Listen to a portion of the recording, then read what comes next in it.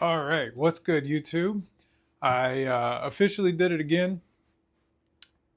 Got a video started, was killing it, felt super good about it. Everything I wanted to say was flowing out of it. And then I realized that the mic was not on. So, back at it. Really appreciate you tuning in. Today is day 2 of the water fast, which went really well. For me, water fasting is, like I've said, super easy. I basically at this, I'm 55 hours in, right? So 48 hours would be at lunch, and then when I'm filming this, it's about 55 hours in. So can't complain. I went for a run today. It was a tempo run, so you warm up, run for 40 minutes at a certain heart rate, and then cool down. And I did that 5.1 miles, I think. Felt great, except for at mile 2. When I got to mile 2, my energy level just dropped, right? So my pace was like pretty high for me. Again, I'm slow. And then all of a sudden at mile 2, it just dropped by like 2 minutes. The rest of the run felt great, right? Like, don't get me wrong, I didn't feel bad in any certain way. It's just my muscles and the energy systems weren't there to keep me running at a higher pace. So clearly depleted all the glycogen that I had left. Oh, I am at 245 this morning, give or take. So I had a different scale in the place I was at versus here. Obviously, I'm here now. So this morning when I weighed on the scale here, it was fairly consistent because I weighed there and then came here. It was like within zero point 0.1 pounds. So I feel like the weight thing's going to be okay because I'm going to bounce back and forth between these houses a lot. Came here, weighed out 245, slightly less. We'll call it 245. I technically started at like 253, but the night before I binged like crazy. So 3 or 4 of those pounds was just like extra food, right? Like it wasn't real weight. So I said I started at about 250, which I had been consistently weighing in at. And then day 1 I lost 1 pound. Today I lost 4 pounds, so I'm already down 5 pounds. Which I have a thing I'm thinking about trying to do for that. I'll get to that in a second. Came home today, God moment. Pipe had bust in like the. I went to fix it, so shut off the water. Took a minute, found the main drain, found the main water thing, shut it off. Go out there, get the PVC pipe, go to Home Depot, get all the little couplings and things that I need. And God's like, "You need 2." And I'm like, "No, I just need 1." So I come home, put it all back together, turn the water on, and no sooner than I do, a bigger problem shows up. Basically, the old pipe, continued to split down the line after I had cut it, apparently, and then put a new piece on. And so I had an even larger leak. So my whole backyard, when I got home, because I've been gone for 5 days, right? Like 6 days, it looked like a lake. It was crazy. Like, that's going to be one heck of a bill. But again, you got to listen to God. When you get those little intuitions, those things matter. So don't ignore them. And then today's verse, like I'm going to start trying to do like a verse of the day or pull from different, like, different books, different places, like maybe a little Torah, maybe a little Bhagavad Gita, maybe the Bible, the Quran, like whatever, right? Like if it resonates, it resonates. But I was reading today, and the verse that popped up for me was Psalms 104. And when you read that, it really gets into the gratitude that we're supposed to have for God and the praise that we're supposed to give him. And that is something that actually really fostered and started my journey down this path 10 years ago. Because 10 years ago, I was in a really bad spot, like a really, really dark area of my life. And every time I would pick up a book to read about it, like the Bible or whatnot, like it would say gratitude is the way to go. And I'm like, okay, okay. So I took it serious. And like and then I met this guy. He was this cool old guy. Like I used to go to the same coffee shop every morning. I would pray. I'd be like, God, help me out. What am I doing wrong? What I need? And I'd go there, and he gave me this gratitude journal. He wrote a book. He gave me the book. He walks over to me. He's like, I feel like God's telling me to give this to you. And he hands me this book, and I pick it up and I look at it, and it's like essentially tells you how to do a gratitude journal. And he's like, I don't know why, but I feel like I'm supposed to give this to you. And then like, that morning I'm reading, and it was telling me about gratitude and how to be grateful, and that's what you need in your life. So I've had a lot of these synchronicities in my life. Like when I was a kid, people would always, my parents specifically, they would be like, "Oh, we were really poor. So sometimes we lived in like a motel or the car. And so like I would pray and they'd be like thoroughly confused. They're like, "Who taught you how to pray?" And in my head, I'm like, "Who has to teach you how to pray?" Right? Like, I mean, you come out here, obviously this isn't accidental, right? Like, I don't think anybody has to teach you how to pray. So I would sit there and I would, talk to God, and I would, say things to my grandparents, because I never got to meet my grandfathers. They were both passed before I got here. That whole, and it was a it was a very unique experience when I was going through that, like in my childhood. And so then I've just carried that along, right? Like sometimes I believe in a certain denomination or a certain faith, and then other times I don't, right? Like because it's like as you get older, you learn. Um, there's a lot of questions that don't have answers, and there's a lot of questions that when you find the answers, it's not really what you want. But to me, knowing that there is a single creator, the one true God, there's no denying that. And that's, God, growth, and greatness. Like that's where it comes from, right? Like if he decides to ascribe me to something with the label on it, cool. If not, then that's where I am. And so, today with the PVC, I was supposed to be listening, and I knew I was supposed to buy two of those couplers, and I chose not to. Got to save that 67 cents. And I ended up driving back over to Home Depot and getting that extra coupler and coming back and turning it all back on. And what do you know? It worked perfectly. So listen to that intuition when you get it, right? And then so covered the diet, going great. I will eat on Saturday, like midday Saturday, so lunch Saturday. I am craving steak. You will not believe how much food you will notice when you're on a water fast. You like every TV show you watch, all the ads are for food. Um, Big Bang Theory, which is something that we were kind of watching, every single scene is food. They're eating in their kitchen or in their house. They go to Cheesecake Factory, gosh, they're eating there. They go to school, they're eating in the cafeteria. If they even go to the lab, they're heating up noodles with lasers. They're eating food, right? Like that whole paradigm in that show is built around them eating food, which it makes sense. It's a communal activity. How do you get a good group of people together? You bring food. I grew up in the restaurant business, so that's all that. Since we're at about a week, I'm going to do another pose. You shouldn't really be able to tell much different, you know, like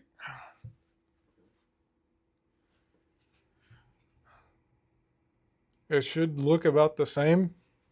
I haven't really been focused on weight loss for the first few days. So Saturday coming up, I'm going to break my fast.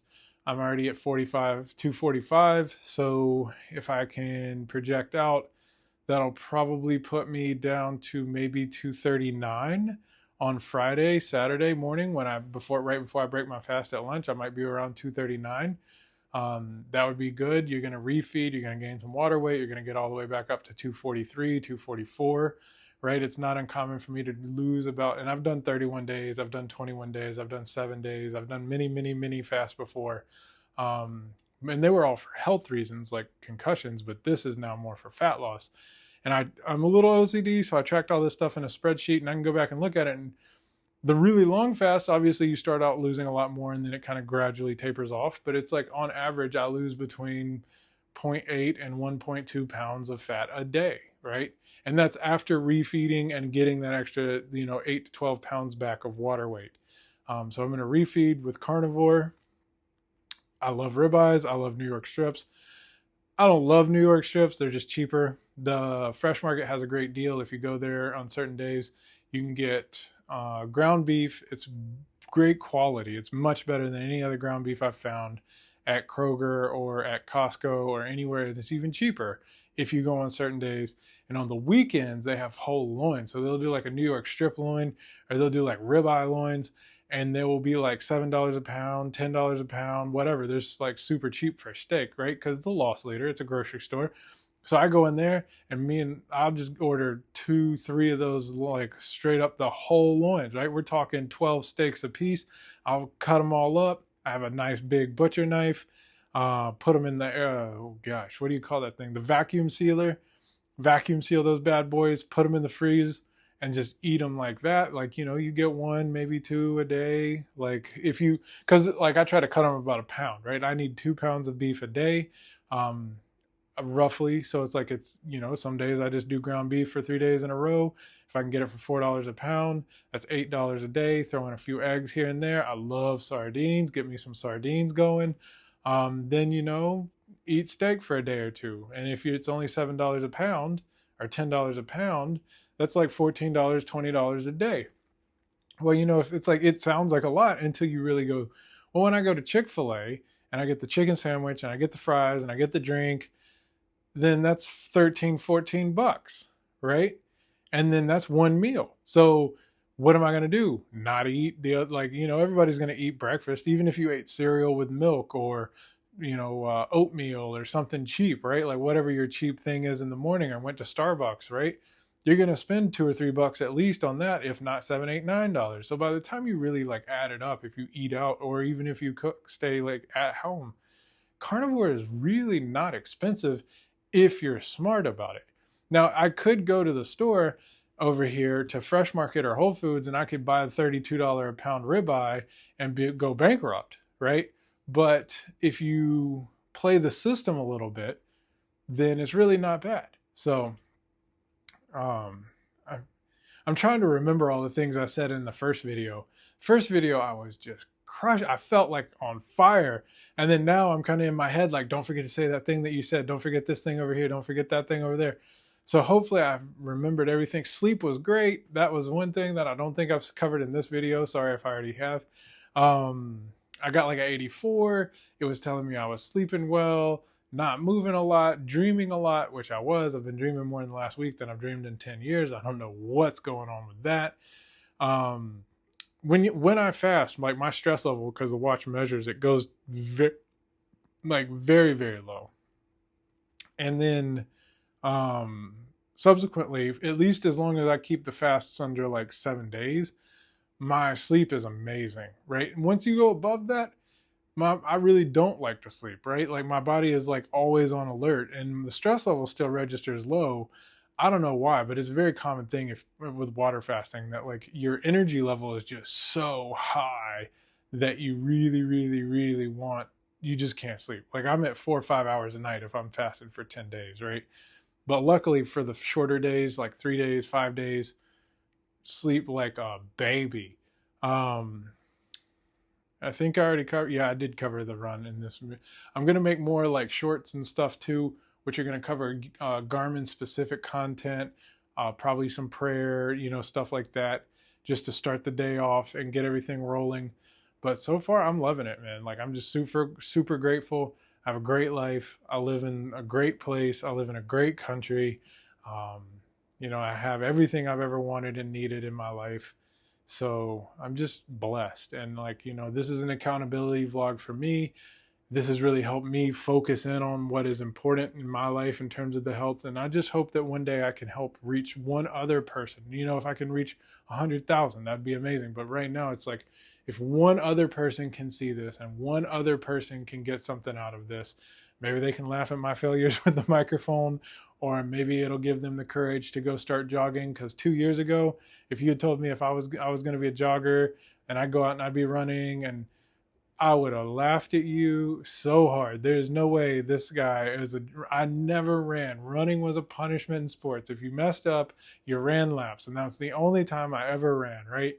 And now going a day without it kind of stinks. I didn't run yesterday, but besides that, going a day without it stinks. I don't like I just don't like it. And you don't have to go run fast, right? You don't have to run hard. Nobody's watching you. Nobody cares what you're doing with your life except for you. It feels super awkward, right? I'm a little rotund, so I'm out there running and I'm bouncing around and I feel crazy. But there's a great, the running channel, right? Like they've got a lot of content on there and you'll see them running through London. And it's like they're over there. That's a YouTube channel, the running channel. And they'll be running through downtown London. Nobody cares, right? Nobody's paying attention to you. And if they are, they're probably looking at you. There's two types of people. They're going to look at you and go, man, I can't believe they're out here running and exercising. Or it's a runner who's going, congratulations for getting out here and getting in your run. Because running community is an amazing community. Like nobody judges, right? Like you could meet Eliud, like Kipchoge, you can meet the best of the best of the best running 15-minute miles, and they would have nothing but positive things to say to you. So, I mean, don't get in your head about that, right? Like, if somebody's like laughing and making fun, and I mean, guys, look, I'm quite large. I was about 260, 270 at one point when I first started running. I bounce all over the place. I don't look like, I'm not graceful. No one has ever looked at me negatively. I've had people stop me and try to talk to me and ask me like how to get started and want to have a conversation, but no one has ever said anything in a bad light. So don't let that stop you. Don't let these things that you build up in your head stop you from being great. All right? Like, you've got this. And again, I just really appreciate it. Tuning in, subscribe, like, if you can, share, do what you got to do. I have big plans for where I want this to go, but right now I'm just trying to stay consistent with posting, at least for the first week or two. We're already here, day 9. And then after 2 weeks, I'm going to start trying to layer in more content types, and all of that. So again, God bless and thank you.